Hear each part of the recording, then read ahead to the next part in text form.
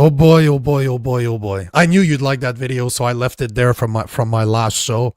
What do you think about this? What is your first impression of Chris d'Entremont walking to the liberal conservative, leaving his riding as a conservative, becoming a liberal, and giving a majority within 2 seats to Mark Carney?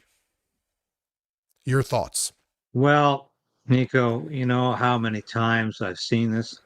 Even when I worked on the Hill, I remember prominent members of first, even the Reform Party days and the Conservative Party applications like this, and they would make a big deal of the fact that they had seen the light.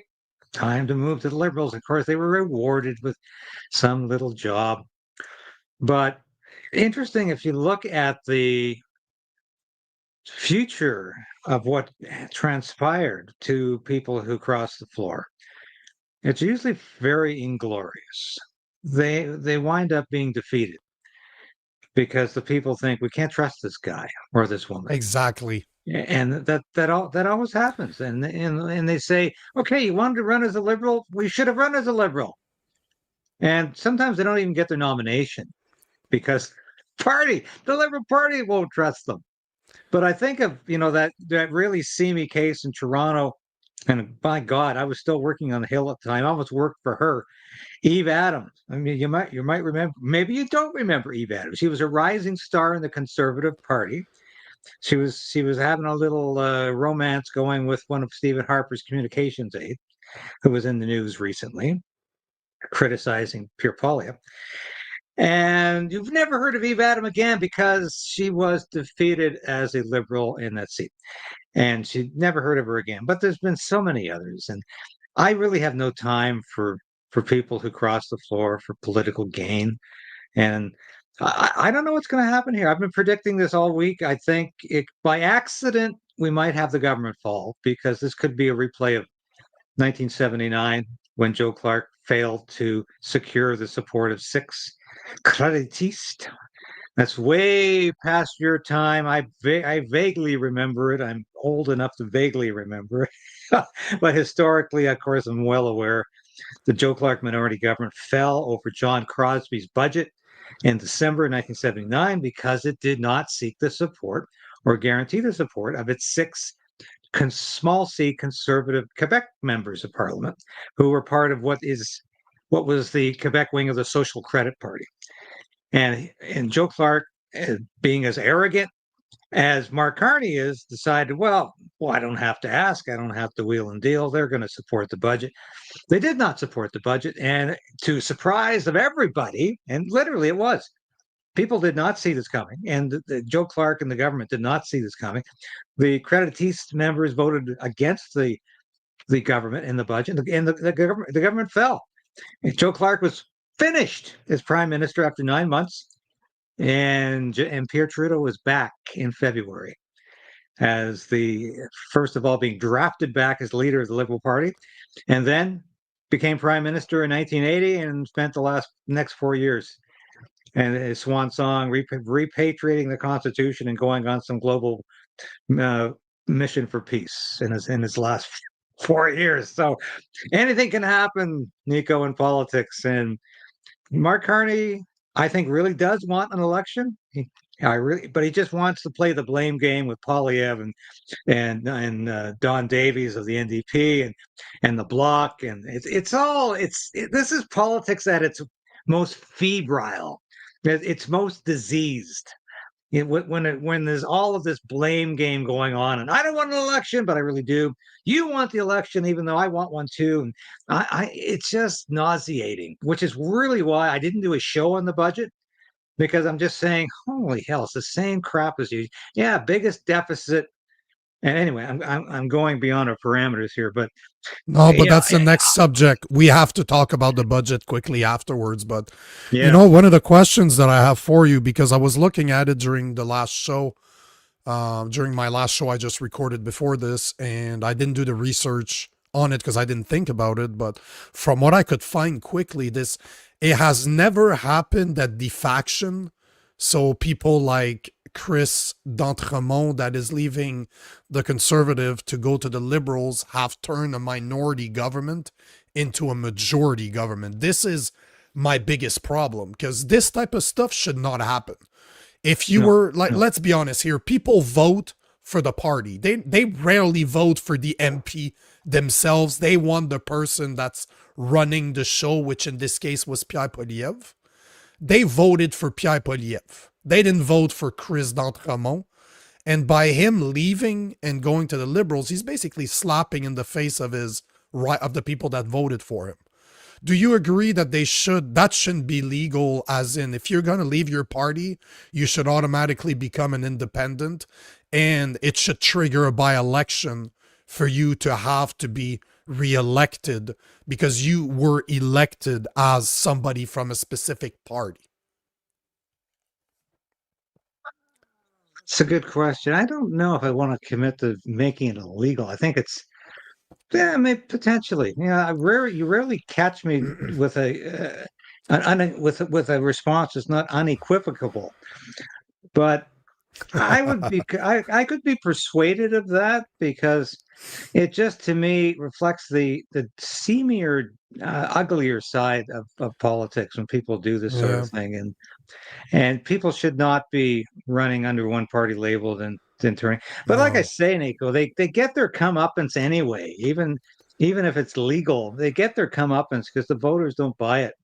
They rarely ever do. I can't think of a single case actually where a turncoat, whether it's a turncoat liberal or a turncoat conservative, is rewarded for that. And I knew members of parliament who crossed the floor and they got political rewards, and they were defeated in the next election. I remember a Reform MP from Victoria who was very prominent in Reform Party early days, got bought off for the position by the Liberals, didn't make it back.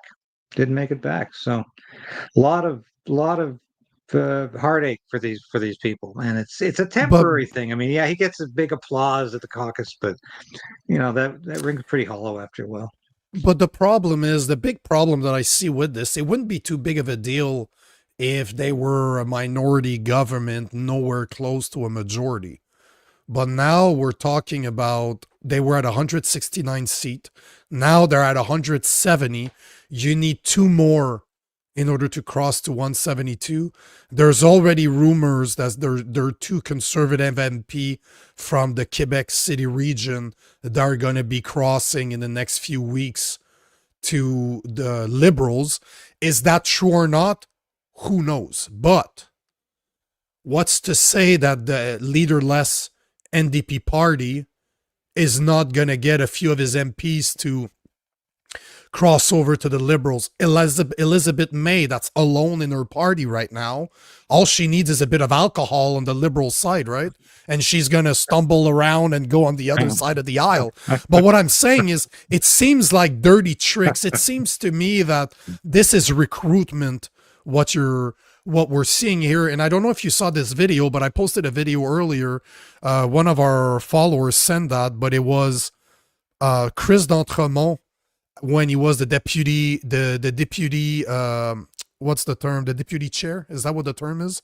When he was asked a question that was back in 2022, and he was asked a question by the Oshawa Conservative MP, by one of his constituents, saying, we're worried that the WEF is interfering with our democracy. So could you tell us who are the MPs in this House of Commons that follow the WEF, that believe in what they believe? Obviously, I'm paraphrasing. And Chris d'Entremont, it's back in the days, it's to 2022, so they were not in the House. People were calling in. And he's like, oh, we have problems hearing you. He's like, as soon as he starts talking about the WEF, he's like, kill the feed. And it just, oh, we can't hear the audio properly in the video. And I'm like, we can hear it very well. So we're just, I see this type of stuff and I'm like, okay, what do they have? This seems like blackmail to me. What did you do, bro? What did you do? What do they have on you? And what's to say? What happens if there's 2 more people that actually cross over, because now I'm smelling that this is what's going to happen. They get a majority without being elected a majority, and now they get to push their Bill C2, C8, C9, and Bill C63 down our throat without any opposition possible. I don't think there's going to be two more conservatives crossover or two NDP. It's not just unprecedented. It's rare to have crossing of the floor. But I don't think there's that many conservatives, or I don't even think there's two more conservatives who think they're going to win re-election as liberals, or that they should be throwing their lot in with Mark Carney, who is, I would think, is disastrous as a prime minister. He has failed to deliver on anything, and unless you're really enthused about these censorship and surveillance bills, I mean, maybe, but I find it very unlikely. Like I said, I think this government could fall simply because it doesn't know its elbow from its ass half the time in terms of rounding rounding up the troops. Carney is so arrogant. He really thinks he can just do as he pleases and not worry about votes. But I think he is playing the blame game here with Poilievre, and Poilievre, of course, is just as bad at it in terms of, I don't Oh, really yeah. want to elect. Yes, he does, because I'm getting the emails, and because I am not a member of the Conservative Party. I explicitly say that every time. I belong to no political party, and I haven't for many years. I used to be a member of political parties, starting with the Reform and onwards, but I have not been a member of a political party for over a decade. I will not be a member of a political party and report the news, but I still get all the emails from Poilievre's office because I worked on the Hill for many, many years, and I get all the stuff. So, and they're in campaign mode. Are they? You read these emails, it's like, donate now.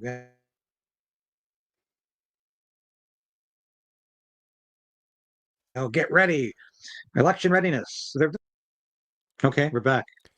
We're back. Yeah, we're back. We're back. Yeah. So, Oh, no, we're not. You're gone now.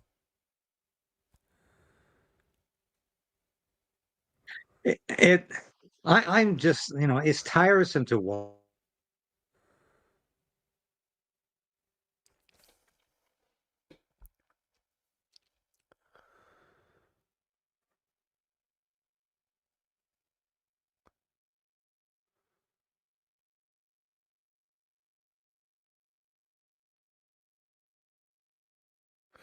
Guys, can you guys tell me is it me that's lagging or is it David that's lagging?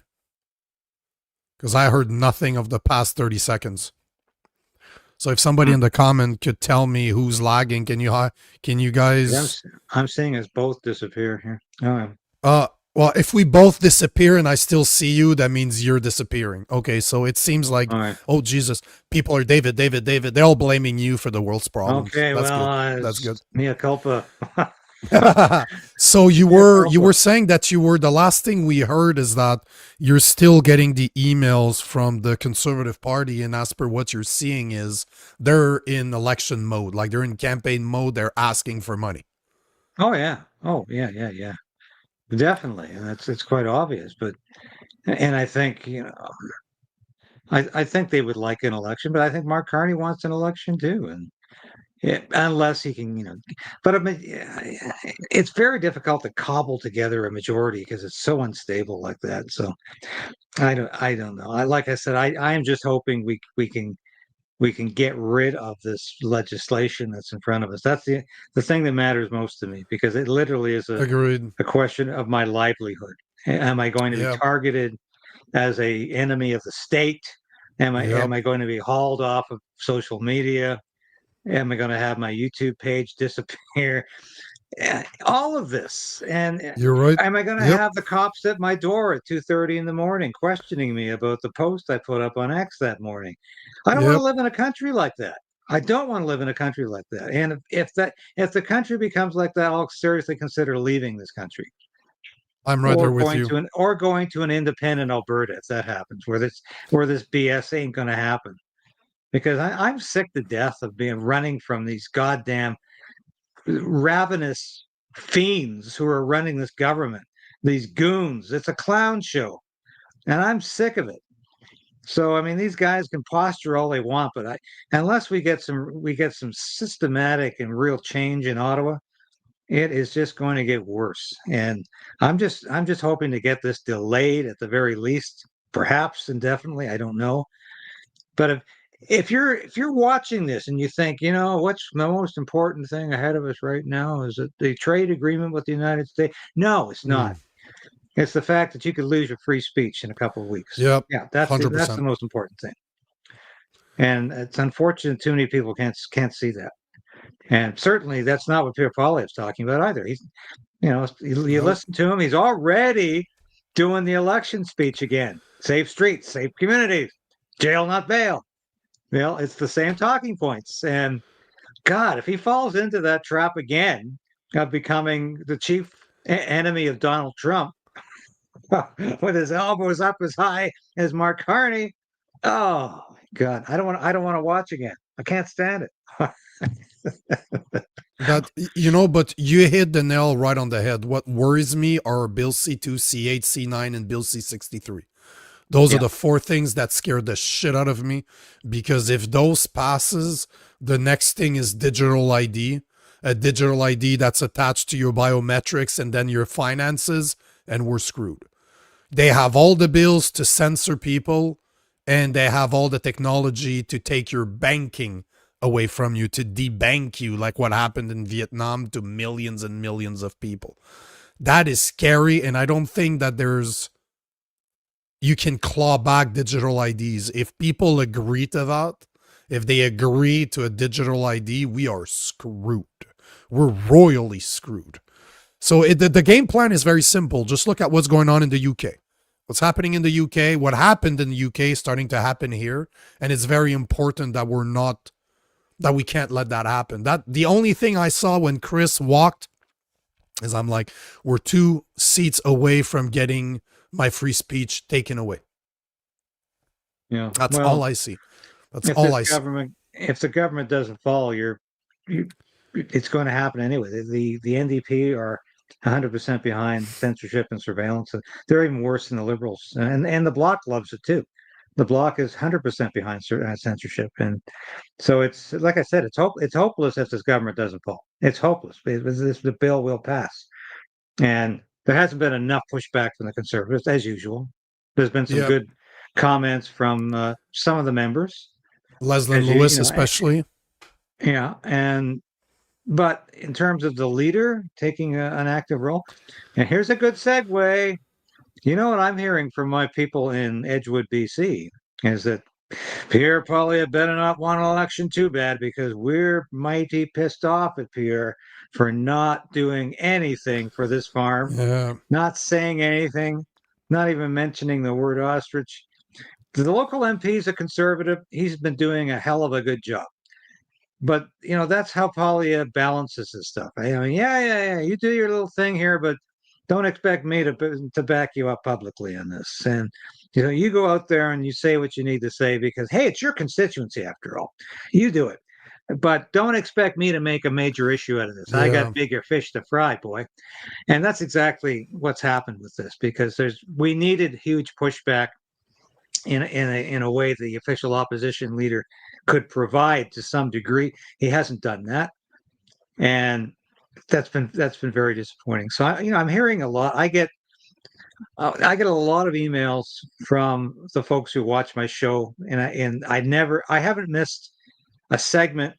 I don't do the whole show all the time, obviously, on the ostrich farm, but every day for at least the last 30 days, maybe 45 days, there's been a segment about the ostrich farm. I do a segment every day. Even if it's 5 minutes, I bring people up to date. I talk about the emails I'm getting. I talk about my last conversation with Katie Passatney. Talk about my last conversations with the people on the ground there. I'm in touch with them every day.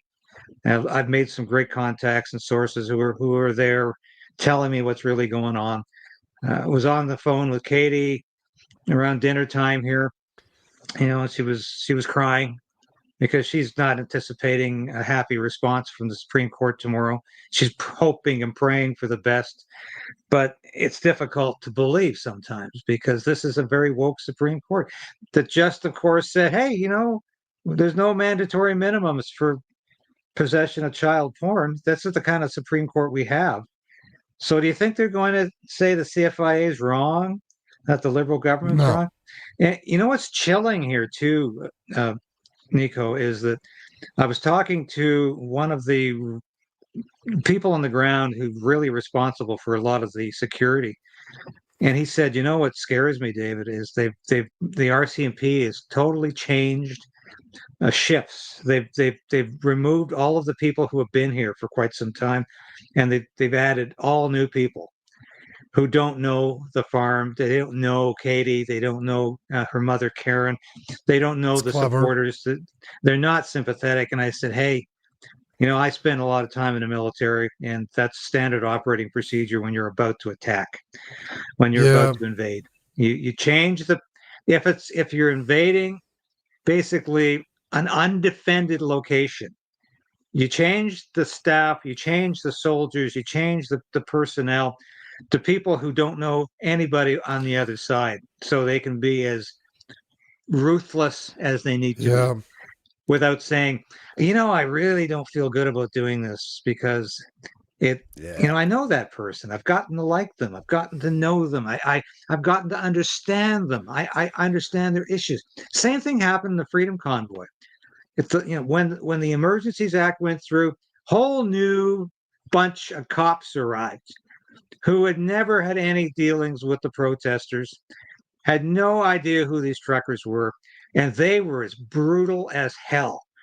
And why I can say that because I was standing next to people who got it on the head. I barely missed it myself. But I saw police brutality for the first time in my life. This is a lifelong supporter of cops and the police, and I was disgusted in this behavior. As a guy, as an ex-military guy who used to work very closely with local police forces in British Columbia, I was disgusted with what I saw. And I think, I have encouraged the folks on this farm to exercise some level of civil disobedience if the Supreme Court comes back tomorrow and says we won't hear this appeal. But it's easy for me to say. I'm here in Ottawa. I never got out to the farm because I thought I could do more for that farm from Ottawa with the contacts I have and the work I'm doing here. But it's easy for me to say exercise civil disobedience. But you know what my source said to me the other day? Yeah, he says, maybe if we had 1,000 people here. And I'm saying on the show tonight, if you're watching, if you're near Edgewood, go to the farm, show your support for this farm Thursday morning, do it. But even if they get 1,000 people here, my source told me, I don't think that's going to do it because they have cordoned off this area. They've sealed off the area where they potentially could kill the remaining ostriches so well that it's unlikely a protest would have any real effect. And so I think they have. And when I talked to Katie earlier today, she said they're revving up here for something, and that's the word she used, revving up. It's like they know something is they're assuming they're going to get the go ahead tomorrow. And that totally disgusts me that they would assume that. And God help this country if it's not just an assumption and they've got foreknowledge of this. I have no proof of that. I'm not suggesting they do, but God help this country if that is the case, because we are a corrupt nation thanks to Mark Carney and his government. And Canada has become, in the words of my guest this morning, an anti-life country, from unrestricted abortion on demand to medical assistance in dying to these roving death squads that are slaughtering birds and cows and chickens all over Western Canada, especially. It's interesting how it's all Western Canada. Never in Quebec or Ontario. No. It's always in Western Canada where these things happen. But this is a very ominous sign that if they can do this to animals, They Yep. can do it to people eventually. Yeah, because they're going to say, 100%. you pose a danger to the state. You're not taking the vaccine. You're a danger to everybody around you. We got to get rid of you, or you're just Yep. not going to get health care. No health care for you. And that came up in the last pandemic. Remember how many people That's said, what they did. Yeah, That's what they did during exactly. COVID. I don't have a vaccine. They wouldn't operate on me. They wouldn't do anything. If you Yeah, weren't vaccinated, you weren't getting healthcare. I couldn't even go. I could go to the grocery store and I could go to the pharmacy. Those are the only two places I was allowed to go. That didn't stop me, but I'm just saying this is what they wanted. I just want to take the time to thank Stu Olmson. The Liberals and Mark Carney are so arrogant, this may backfire. I hope you're right, God willing. That seems to align with David, but thank you for the tip, kind hope so, sir. Stu. Yeah, I hope so too. I'm a bit more pessimistic than you guys are, but I hope that you guys are right. But it's just strange. It's strange time. You have people walking from one side to the aisle to the other, two away from a majority. They're already saying that two more are going to join. You have the CFIA that is literally using their powers unconstitutionally, if you ask me. And people are not making a big deal out of it. We've spoken about this before, and I remember saying that to Katie when she was on the mashup with us. And these are not siloed issues. We need to stop seeing those as different problems. It's the same government coming at us from all different angles. Yeah. This is the same issue. They're attacking us different ways. Same people are being attacked by the same people.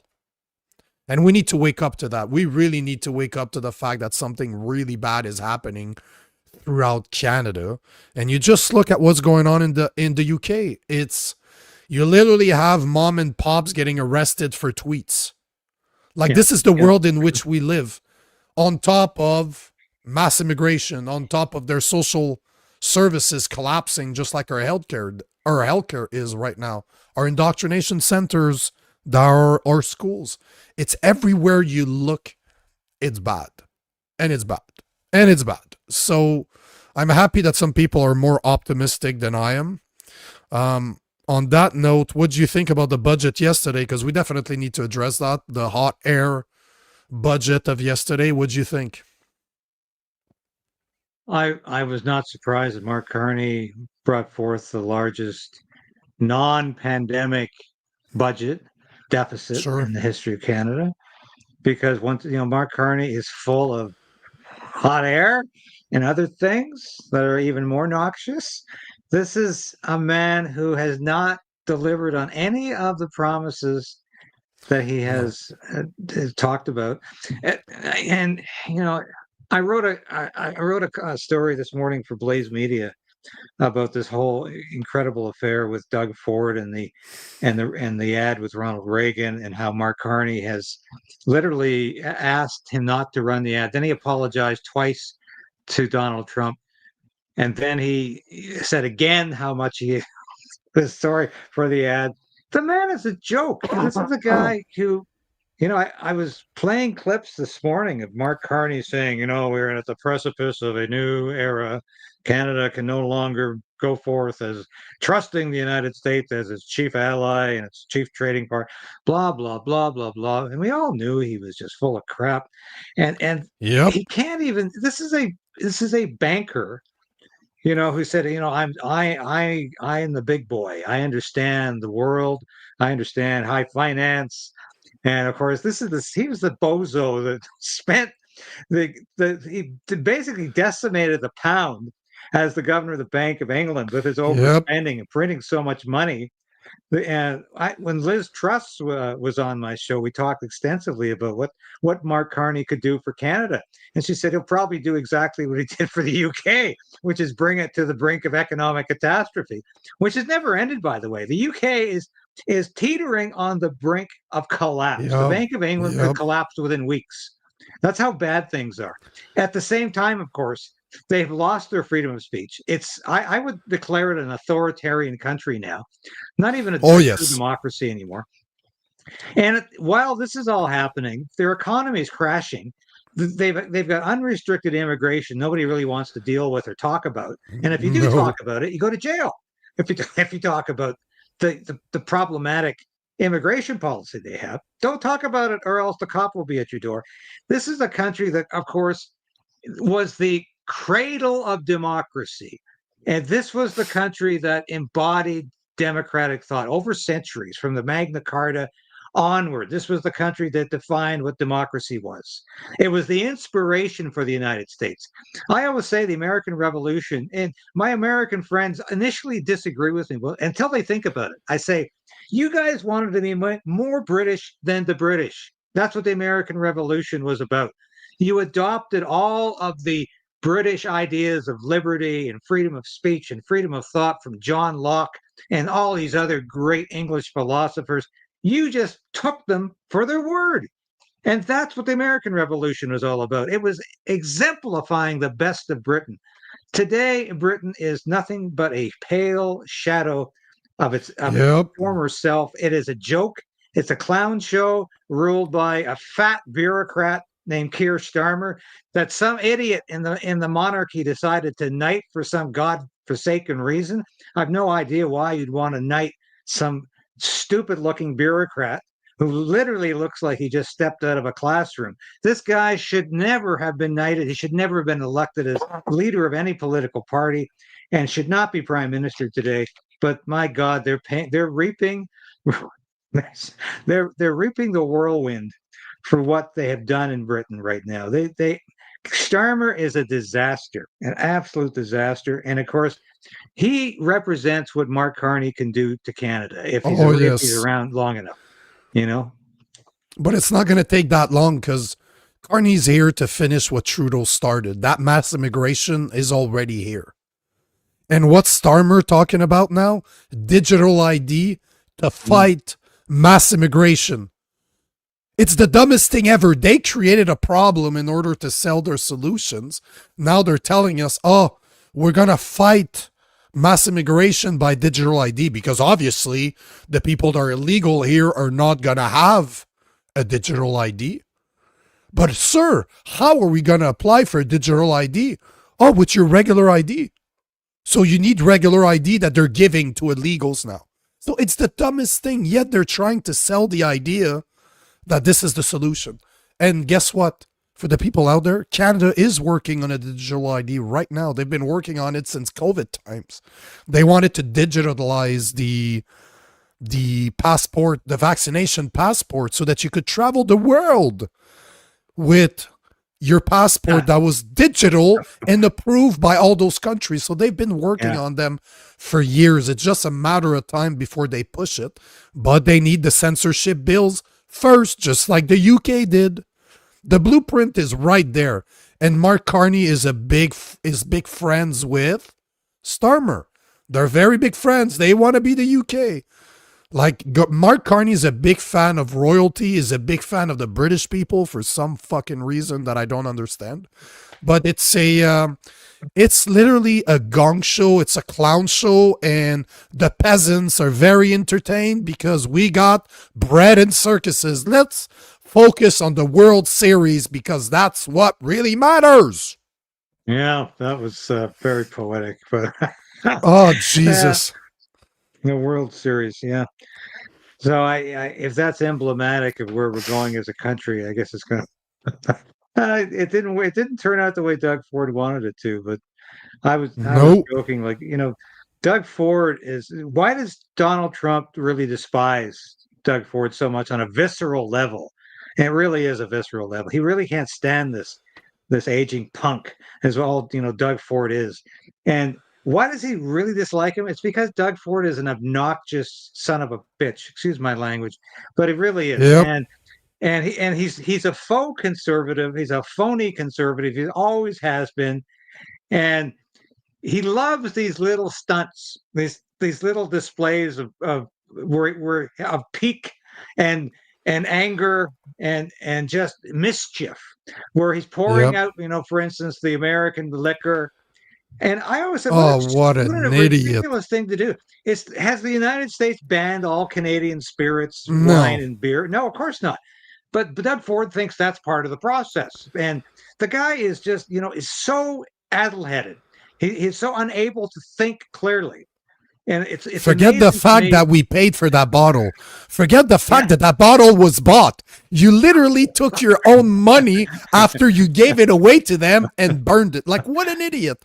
You know it's bad when you start missing his crack smoking brother. You're just like, I guess Rob wasn't that bad after all. All he did is smoke crack. Hey, but he never stops. Doug Ford actually asked the U.S. ambassador to apologize for snapping at his representative because of those ads.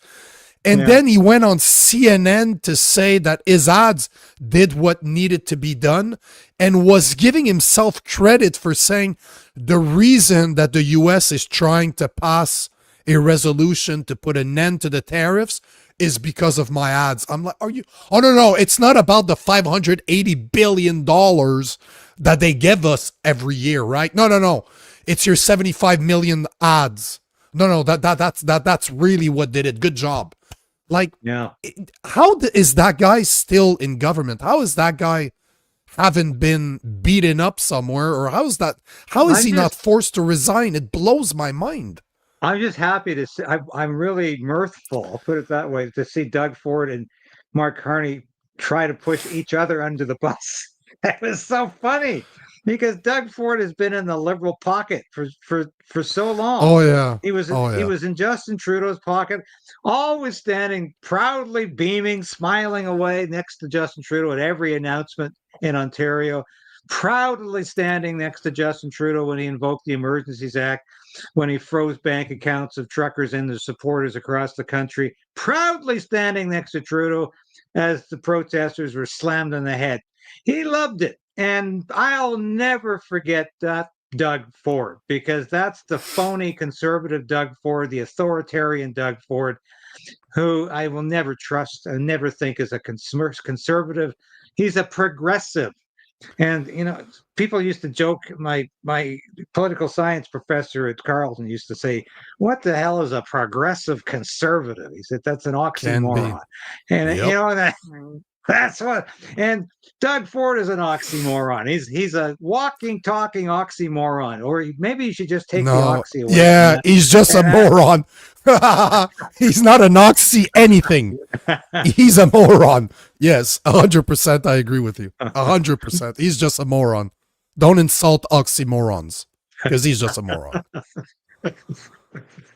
Anyway, that's the one thing about this I'm really enjoying is to see the infighting between the two of them, because it's quite funny. But it strikes me that every time I watch it, I'm almost detached now when I watch other people's news.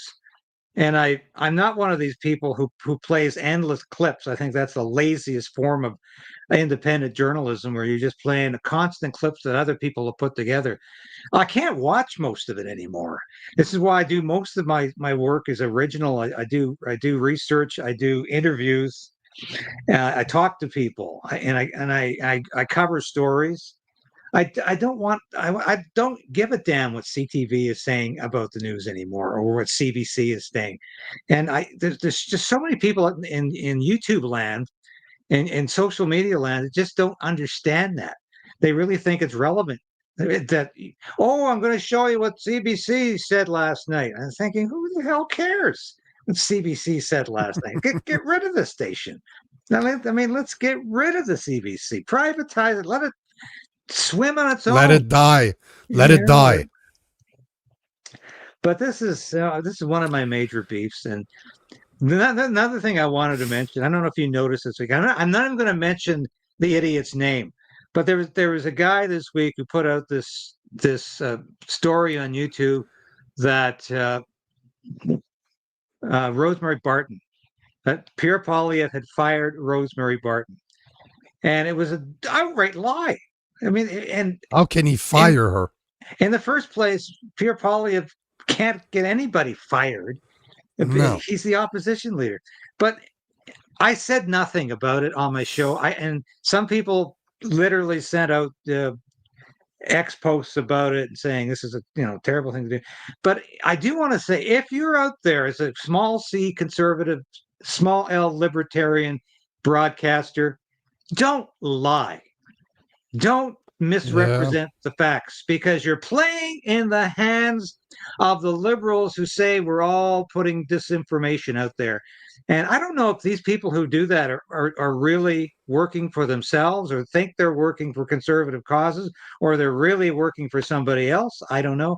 I've seen a lot of evidence, not from this kid, but I've seen evidence from a lot of other people. They seem to be assets by some of the things they're doing. And we have to be very careful Mm. as broadcasters on social media, that we tell the truth, and that we identify things that are outright lies and inventions, because the liberals will use this against us. The liberals will use this against us every time.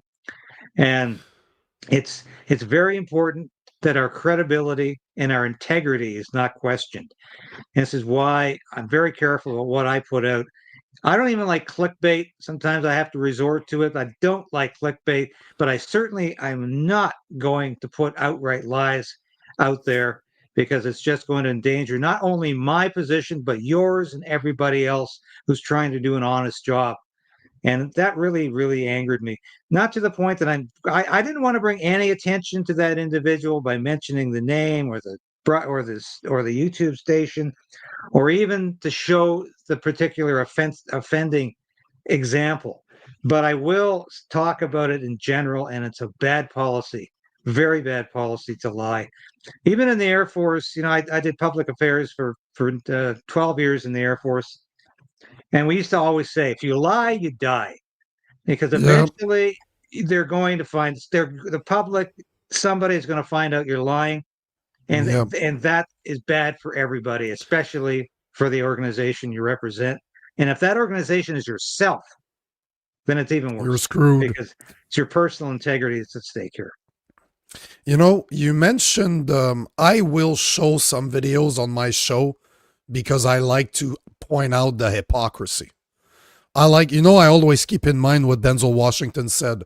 If you don't watch the news, you're uninformed. If you watch the news, you're misinformed. I always start my research with what mainstream media is saying, and then I expand out and try to find what are they hiding. That's always where I come from, right? So I will use their videos to just say, this is the idea that they're selling. What's really happening behind closed doors? Because I want to find common sense with the left. I want to be able to have them and realize that we're more alike than not. And you mentioned something that I actually asked last week on our mashup. There's a lot of conservative accounts that have grown exponentially over the past year, like massive amount of followers literally over a year. And as a guy that's grown over 200,000 followers organically, it has taken me years to get there. And I post everywhere. I understand algorithms. I've put a lot of time behind it. And I'm always wondering, because you have the Rachel Gilmores of this world that are obviously being funded by the anti-hate network. That's pretty fucking clear. But you have to have the equivalent on the other side, where the big C conservatives are walking that line. They're walking the party line. I don't need to name names. I think we all know who I'm talking about here, of the major accounts we're talking about. And that's the question I had for the panel is, do they really believe that the conservatives are not the same bird as the liberals, that there's no uniparty in Canada? Do they receive money to spread a message that they're getting paid for? And that's what I don't know. Are they doing it because they think they're doing the right thing? Or are they doing it because they're getting paid? Nobody can convince me that Rachel Gilmore is not doing it because of the money. You can't be that stupid You just can't. It's not possible to be that dumb. You have to be paid to be that stupid.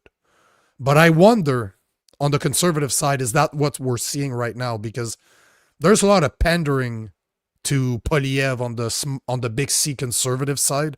No matter what he does, it doesn't matter. He's always good.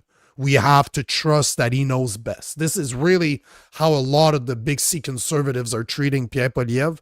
And I cannot stop thinking that a lot of those influencers slash content creators that are visiting the House of Commons, that have them on phone calls, that have them on their podcasts, are not playing a game that they're being funded for. I don't know what your opinion is on this, but this is what I asked the panel last week, and we all seem to agree that it's either they know exactly what they're doing, they're being paid to do it, or they actually believe that Pierre Poilievre is the man for the job.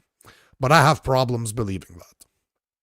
Well, I have problems believing that too, because Yeah. I know who you're talking about, and it's been my growth, and I got into this rather late because I should have gotten into this during the Freedom Convoy. I waited too long to get into it. So my audience is great, but it should be a hell of a lot more. I get suppressed every day, and I know when I'm being suppressed. And you're suppressed even more than I am when I look at some of the numbers you're getting for the work you're doing, the quality work you're doing, and the numbers you're getting. I'm saying, holy shit! I'm shaking my head and I'm seeing other people out there who do absolutely nothing but sit on their ass and put other people's work up, and they're getting huge numbers. Yeah, is there something going on? Obviously. I mean, I'm not stupid, and I couldn't live with myself if I said everything Pierre does, like he's my best friend, you know. And I actually know Pierre Polly. I've known him for 21 years. No, we don't have dinner, or we don't go out for drinks every week. But I know Pierre Polyev, and if we're in the same room, he would come over and say, "Hi, how you doing, David?" We've known each other. These idiots who I see, like Pierre did this. Pierre, we love Pierre. We love Pierre. They don't even know the guy, and have to, he would not recognize him in the same room.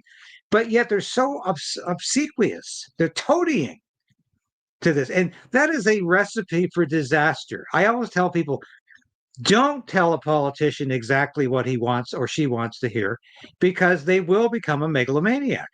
They will become convinced of their own publicity. They will. It happens every time. And it's no different from Hollywood stars who actually start to believe their own publicist about how wonderful they are, how perfect they are. We are not here as journalists, as independent journalists, to verify and to affirm everything the Conservative Party of Canada does or the Conservative Party leader does. If we can't criticize, if we can't say, okay, good job here, but bad job here, we need improvement here, we're going to have a warped political party that continues to grow in a warped manner because there's nobody there doing the pruning. And that's what our job should be. We cannot constantly say you're doing everything right when they're not doing everything right. We need to be there as critics. And if all you are is a propagandist every day, if you're on the air every day saying, you can do no wrong, Pierre. You can do no wrong. You're wonderful. You've done it. You've done it again, Pierre. Wonderful answer there, Pierre. Fantastic response. Couldn't have done it better myself. You're not helping either Pierre, who you think you know, or the political process in Canada. You're endangering the political process in Canada by being nothing but a cheap propagandist. Well, maybe cheap's the wrong word, because you might get a good dollar off of it. But that, to me, is the most worrisome thing I see on social media today, is that we are becoming like the newspapers of the 19th century that were bought and sold by the liberals. Like, we still have the Kingston Whig Standard. That's because it was a liberal paper. And papers in the U.S. were the same. They were Republican papers or Democratic papers. And if you're a Republican, you read the Republican news in your Republican paper, and you had no idea what was going on in the Democratic world. So that is no way to live. This is not what we're here for, is to constantly affirm one political party over the other. And we need the freedom to criticize. And if we lose that willingly, that's even worse. If we give that up, what are we on the air for? And this is why I enjoy these discussions, because if you're saying something that I think, well, I can't agree with that, and it's a rare occurrence because we're very much in sync on politics. But I'm not going to sit here and say, I can't disagree because this station is all about agreement here, so we have Oh to no. agree on everything. But but that's what I'm seeing too much of it, and it does concern me. And I'm glad you brought it up because it's not something I talk about very often on my show, because people say, "Oh, sour grapes," or they say, "You're just jealous of." So Yep. I don't bring it up very often because it sounds like I'm griping about other people's success. But I think I've had considerable success on my own, not just on broadcasting, but I continue to write, and none of these people are capable of writing, as far as I can see. They can't put a sentence together. So I'm proud of the work I do that way, and I'll just I'll keep hammering at the truth, and that's what I'm here for. I'm not here to be a propagandist, and I never will be, because I know what that's like. I worked in Parliament Hill for many years. I mean, 5 or 6 years. It was long enough. It's time to leave, because your life is not your own, your time is not your own, and your opinions are not your own, because you've got to reflect the political opinions and beliefs of the party your MP is working for, or the cabinet minister you're working for, and it's always that way. So it's very difficult when you can't speak the truth sometimes, and this is why doing this is very liberating for me, because it's one of the first times since I left the military, since I left Parliament Hill, that I've been able to just say what I want to say without having it vetted, approved, signed off on by X number of people. I can say what I want, and you can accept it or reject it. And I think that's the beauty of what we're doing in independent media. So don't ruin it, people. Don't turn this into a propaganda agency. And I think that's my concern. I think that's what you're saying. And I question why some people are meeting this huge success when all they're doing is meeting out propaganda. And this is wow, my voice is basically gone. But Your this voice. was the oh yeah, it's 10 hours of recording in 2 days.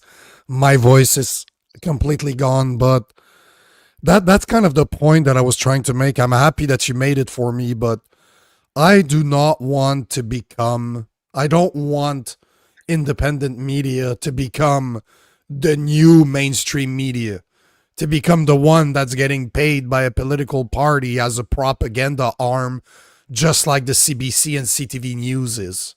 I don't want that. That's the whole point of being an independent media. And if you're gonna tiptoe the party line, you need to stop calling yourself independent media. You need to remove that from your title and be honest and say that you are biased and you represent the interest of a party. I think it's George Carlin that said that everybody in Parliament should wear the patches of the people that paid for their campaign. Whoever gave you money, Big Pharma, for example, you should have a NASCAR shirt on with all the logos of the company that bought you. And I think that for media, it should be the absolute same. You should have to show us who's paying you, who's giving you money, who do you represent, which interest do you represent? Because, like you said, I've been at this for a few years now.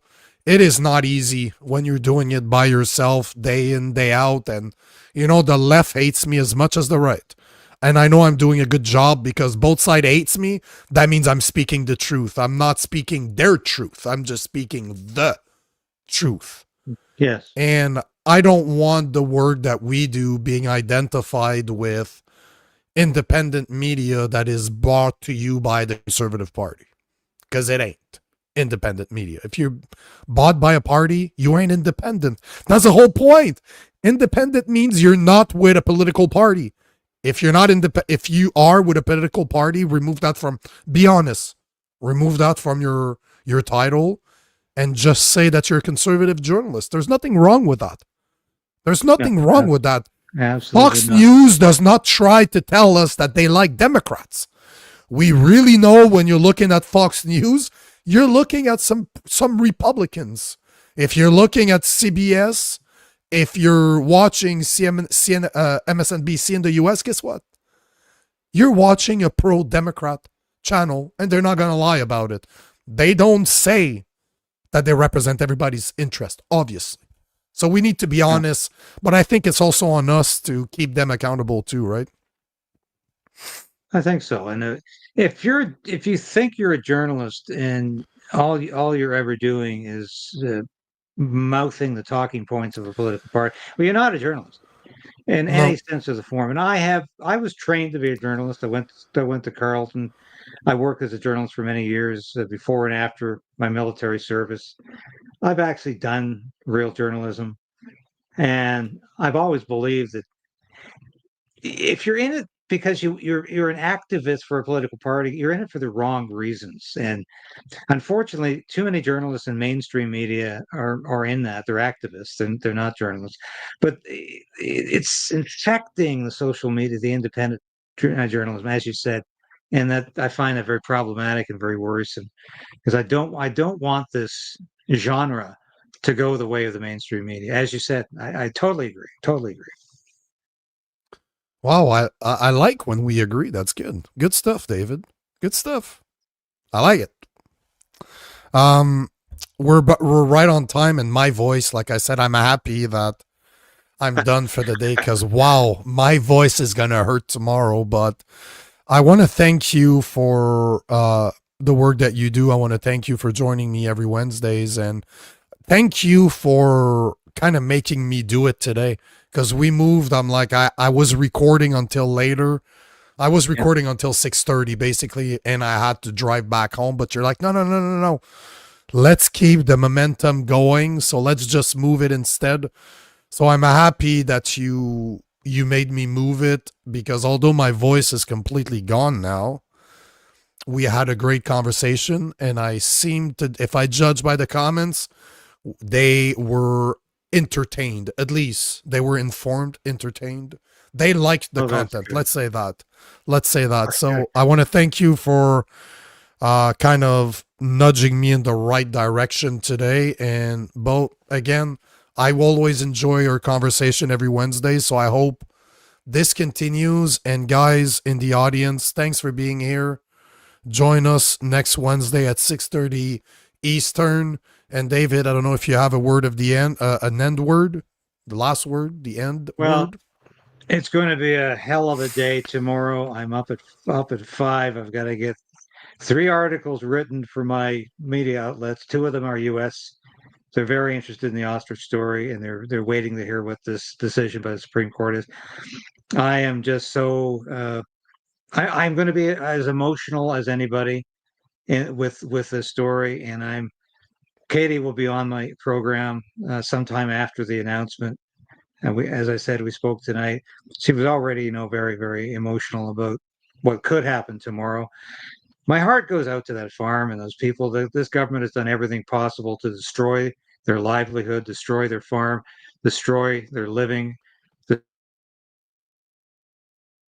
everything about them, and they're gleefully doing it. When you watch these goddamn CFIA goons doing their job, these are a bunch of rank amateurs who can't do anything except kill. They have no knowledge of veterinary skills, no knowledge of how animals should be treated, no knowledge of agriculture. They're just absolute goons. And this has been painful to watch, and it's going to be very painful. And if this goes against this farm, even as a journalist who likes to be objective about most things, I'm not objective about this story, and I'm going to be crying with Katie tomorrow if it turns out that way. Keep me up to date because that's definitely something I want to speak about tomorrow. So keep me up to date when you do have an update. Yeah, 9:45 a.m. Eastern time should be posted on the Supreme Court of Canada website. So I'm on our mutual friend Jason Levine's show, his coffee show in the morning, and we're going to be on live when that announcement comes down. So we're going to be Oh, that's commenting on it awesome. live as it comes down. So, and then I go from there to having Katie on my show. So but it's going to be a hell of an emotional day. If the miracle happens and the Supreme Court says, yes, we'll hear the case, there's going to be just such joy in that farm. And if they have heard nothing but bad news, they've been subjected to nothing but tyranny and terrorism and harassment for the past 6 weeks. Well, and even longer in terms of the legal battle, the lawfare that's gone on. It's going to be joy. And that's what I'm hoping and praying for tonight. And that's what I'll be praying for before I drift off to sleep tonight. All the best tomorrow. I'll keep an eye on it. And yeah, I'll reach out to you tomorrow to see what's happening. But once again, thanks for what you do. And guys out there, thanks for your comments. And we will see you next week, 6:30 p.m. Eastern Time. See you there. Next week.